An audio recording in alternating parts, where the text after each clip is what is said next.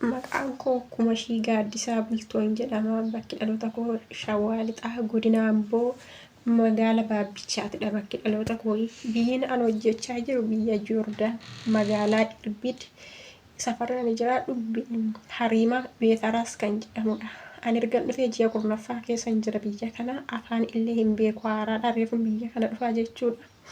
Madaamiin koo baay'ee humnaa ol na darartiin erga dhufee hojii baay'ee ulfaataan hojjedha. Bakki ani jiraadhu jarri mana lama qabu bakka lama qabu mana darajaan lama qabu. Kana hunda kanas addawana maatiin ana faana nama torbadha. Sidaatii mana kana hundaa jechuudha kilaasii mana iddoo lama qabanii kana hunda kanas addawana nyaanni wanti hunda kanumatu hojjeta. Kana biraan madaamiin koo naaf hin kaffaltu mindaa naaf hin kaffaltu. Mindaa yeroon gaafadhee sin ajjeesa naan jette na ajjeesuuf natti gamti. Yeroo mindaa gaafadhee hojii ulfaataatti na ergiti. Sababaan mindaa kiyya gaafadhuuf jecha minxaafii sijjaajee isa lafaa hafamu isa saaloonii keessaa hafamu miiccii naan jette. Miicceen ol baasuu dadhabe. Ana miti namni sadiyyuu ol hin baasu dhiirri sadiyyuu isa baay'ee ulfaata. Isarraan ka'eetu na dhukkubdi na jalqabe. Haga ji'a sadii fayyaan hojjedhee ji'a sadiin booda dhukkuba baay'ee ulfaataan na qabe. Isarraan baadheen ittiin kufee isarraan kan ka'e dhiigni afaanii funyaan inni keessaa ba'uu jalqabee karaa qaama saala koo dhiigni na dhangala'uu qabee gara haalaatti jechuudha. Marrimaan koo gara haalaatti ganna ba'uu jalqabee shintireerra isaarra taa'u siqiqiin jalqabee jechuudha. Dhukkuba ulfaataadhaan hin qabame bu'aa kan jedhamu natti ta'e jechuudha. Ji'a torba guutuun dhukkuba kanaan rakkadhe. Ji'a torba guutuu dhiigni narraa hin dhaabbanne karaa afaanii funyaaniin na ba'a qaamni koo hundi narratti dhidhiita'ee karaa qaama saala koos dhiigni na dhangala'aa humnaa ol na dhukkubee dhukkubbii cimaa keessaan gale. Warra biiroo biyyaaf kan Itoophiyaaf dawwallaan birrii 200 kaffaltu malee hin galtu deebitee naan jedhani biyya galuu hin dandeessu naan jedhanii. Kanarraan kan ka'e dhukkubni baay'ee natti ulfaate.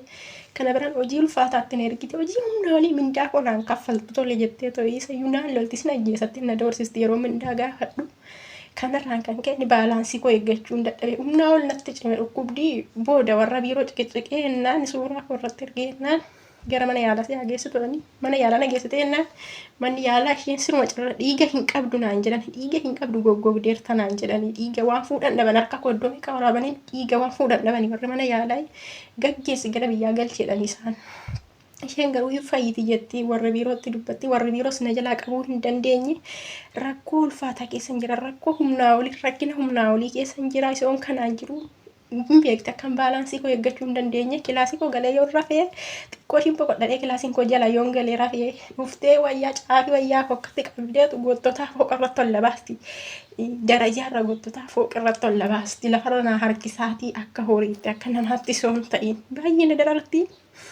Kanaan isoon jiru wani baalaansii koo eeggachuu dadhabee nama daddarbamudha. Maskoota dhiqnaan jette fooqa irratti bayitii. Maskoota dhiquu dhaqeen fooqii darajaa lamaarraa kufee qaamni koo kun koo. Assalaamu alaikum warahmatullahi wabarakaatu. Ashama harkafuun hordoftoota fi kabajamtoota kiyya jecha ani nagaa alhamdulillah kam jirtanii nagaa fi rahmanni rabbii wakkuma jirtanitti isinirraa jiraatu jecha dhageettanii jirtanii obboleettiin ta'e miskiinatu waan isin jechaa jirtu wallaahi. Gaafan damuuza kiyya gaafadheetiniin jedhe hojii ulfaataa na hojjechiisti. Isin ajjeesaan natti dhaadatti. Naan kafaltu. Waan anaa miti dhiiroo hojjete hin dandeenye na hojjechiisti. Waan dhiiroo ol fuuna onna fuusisti jettee jirti jechuudha. Wallaahi ijoolleen keenya jechuudha. Amala isaanii argitan taanan jalqabarra. Isaan nama miidhu taanaan calliftanii kun miidhamta sanitti biran taa'ina. Furmaata ho'i soqadhaan isinin jedha obboleeyyan kiyya. Maaliif jennaan yookaan gabbayyaa gizeen iyyadha. Haga miidhamtanii teettanii hin eeginaa jechuudha. Namni sun takkaa lama isinitti deebi'ee isin miidhe taanaan haga isaan bira jirtan akka isin miidhan beekaa jechuudha. Kanaaf isaan waan namarratti baratan waan isinirratti baratan tokko hin dhiisan jechuudha akka amalaatitti fudhatan jechuudha. Kanaaf ijoolleen keenya jechuudha amala isaanii gaarii ta'uuf gaarii ta'uu dhabuu erga dabaastanii beeytanii booda gizeen furmaata laallachuudha jechuudha. Kan maallaqaas salphaadha garuu fayyaa keessan waannaan fayyaadha. Argatanii hirtanii obboleettiin keenya kun dubartiidha. Waan isin hin dandeenye hin beeytan minxaafii gugurdaa kanneen isa miicaniitii miti googama isaatiiyyuu akka afametti sanittiyuu dadachaa sun isaatu hagam akka ulfaata hin beeytan jechuudha obboleeyyan kiyya.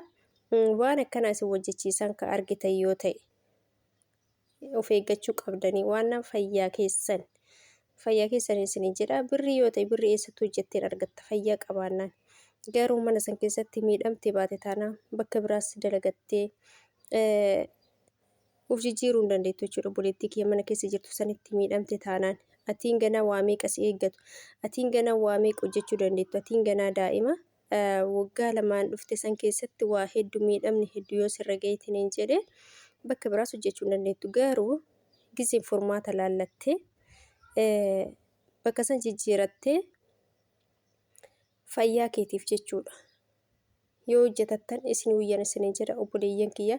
Ijoolleen baay'een sababa kana kanaaf kan badan jechuudha. Mana xalabaatii yeroo baay'ee kan badan sababa kana kanaaf kan karaa ittiin badan argatanii badan sababa akkanaa miidhamne akkanaa isaanirra gaheeti jechuudha. Kan badan jaalataniiti miti.